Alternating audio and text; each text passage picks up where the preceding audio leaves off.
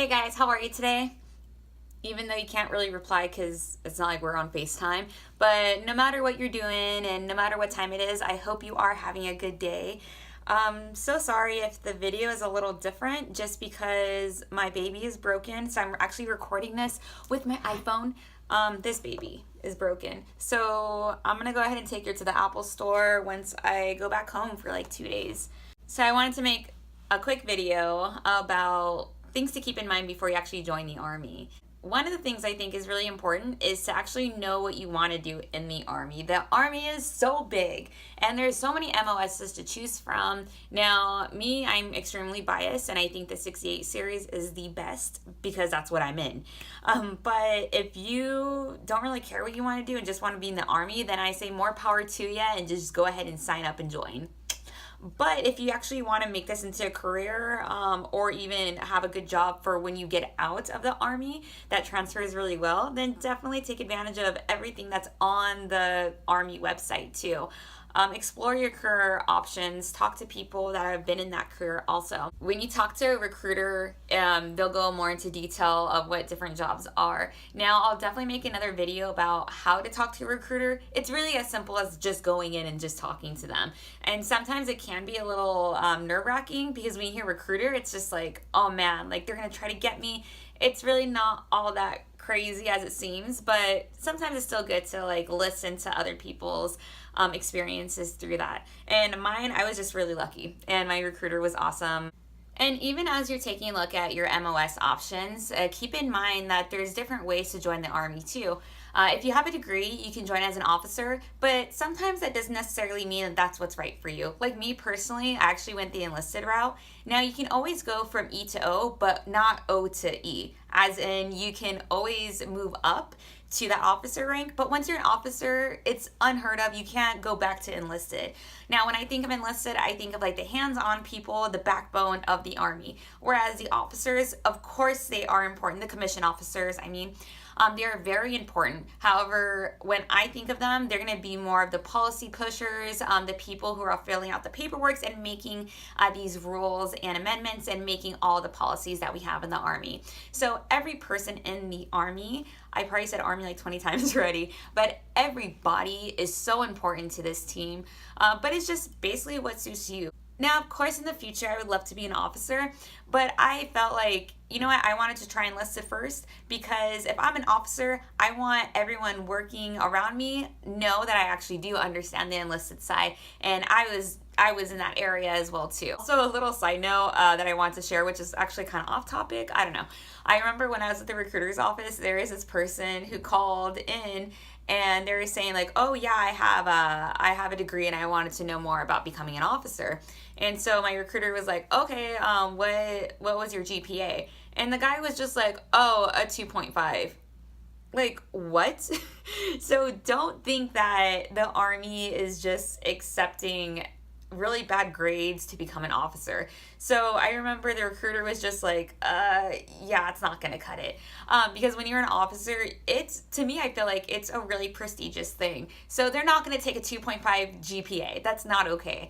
When you're in the Army, when you're becoming a commissioned officer, I keep on saying officer, but I meant to say commissioned officer, you're gonna have to have the smarts. You're gonna have to have like all these things. So your GPA is showing that you have that discipline too. So if you're thinking about becoming an officer and if you're still currently in college, make sure you're pumping up your grades, at least a 3.0. Like, it's really competitive to get in now. And especially when you have to take your officer testing and to get in and everything, you wanna have that extra edge. So a 2.5 that's not okay. I just wanted to throw that out there. So another thing that's really important is your PT. Now, you don't have to be a D1 athlete. However, you do still at least want to try. I remember in basic training, there were people who never worked out in their life. And those are the people that were either holdovers or that had to get dismissed from the military because they kept on getting injured. Their bodies just weren't physically ready. So don't be that person. Own up to if you're not fit right now, then literally go right now. Like, go outside. Get ready, stretch. The only things that we're doing right now currently are the 2-mile run, push-ups, and sit-ups. I heard that there's a rumor like next year we're going to start incorporating more CrossFit movements. I don't know how true that is, but as of right now, that's not what's going on. So as of right now, go ahead and start training for what's currently happening. And we'll start adapting to any new things if they happen to happen, which I don't know if that makes sense. So you can do everything at home. Like, you don't need to go to a fancy gym. You can do your push-ups and your sit-ups at home, your 2-mile run. Like, you can't do that in your backyard unless if you're crazy rich and have a track.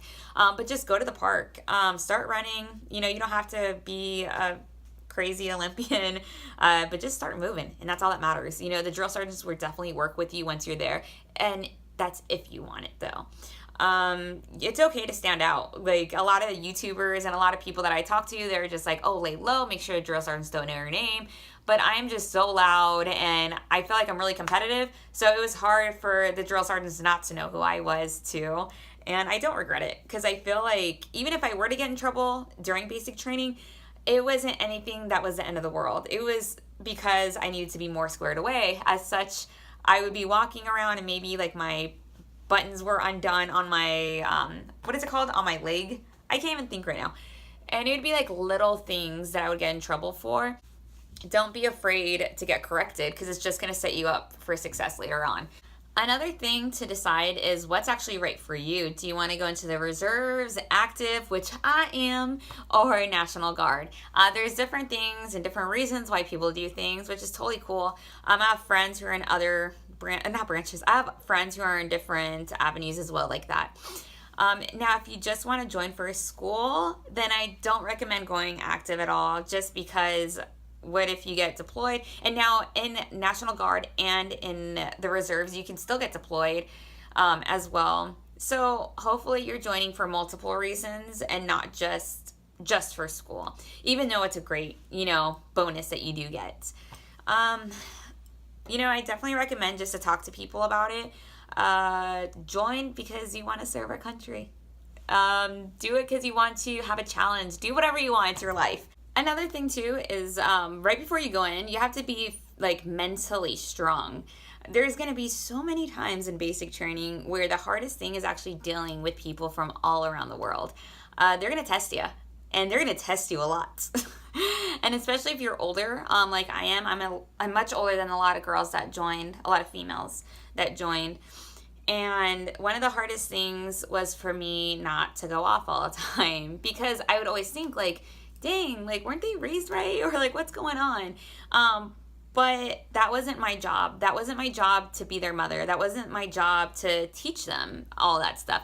My only job was to be a good soldier and to lead by example. And there were so many times where I got tested. However, I always had to think back to all the things that I was grateful for. And I actually made a list that I would read every night. So anytime someone would test me or get me upset, I would just look forward to reading my list at nighttime, and I would read off like the reason why I love all my friends back at home and the reasons why I'm grateful for having a home and for all the people that I know. And it was a long old list, and it would help keep me grounded. So I think before you go into basic training, like, find out what can help you keep grounded, just in case if you feel like a little upset or a little sad or anything like that. And even in basic, if you do go in while you're older, keep in mind that there's going to be a lot of people who don't have that older influence, who don't know what that positive role model looks like. And at any time, they're going to go ahead and use that excuse on you. So as far as like, oh, you're a lot older, so you should know better. And it's like, what? It's always a dilemma. It's always really tricky, but always stay strong mentally, because it's always a game to them, but there are a lot of younger people there that were mature. So bottom line, there's just a lot of unpredictable personalities there, and you have to find like at least one person that you can click with. If you just have that one person, then it's all good. And you always have to keep in mind, even before you go in, that you're there for one reason and one reason only. So you better not be fighting. You better not have attitude. Be yourself 100%. Make it really fun and make it what you want. When I was there, I feel like I was just not myself for like a couple weeks, and then it just clicked to me like, you know what, no matter what I do, a lot of these people aren't gonna like me, so I'm just gonna be myself and I don't care. And then I just felt more happier because I'm loud as heck, and I love to just have a good time everywhere I go. I love to be competitive, and I felt like my basic training got a lot more easier. Like my PT scores went up, my training went up, like everything was just so much better just because I changed that mentality. So before you go in, just keep in mind, before you even go in, just to stay positive. And I know that's so cheesy to say, but literally just stay positive like the whole time. So as you can tell, my video is just gonna jump around a lot. It probably doesn't make sense. There's no real order, but that's just how my life is. You should see my laundry. Okay, so one of the things I also wanted to mention was the ASVAB. It's never too early to take a peek at it.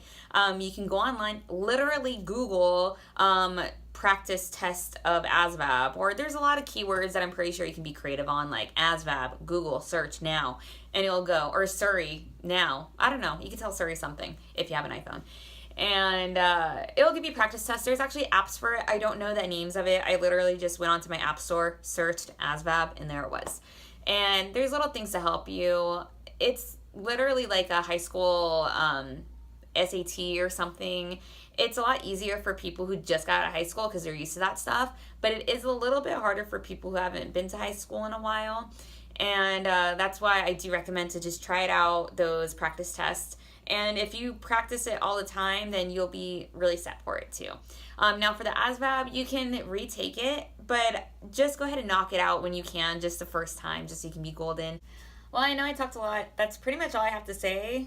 There's probably actually a lot of other things I'm going to think about later, but that's it for now. Thanks for watching. If you guys have any questions, I mean, I've only been here for a short time, but I'll try to help as much as I can. And as usual, I'm not good at goodbyes or ending things. So I guess this is it. Bye. Bye. Okay, bye-bye.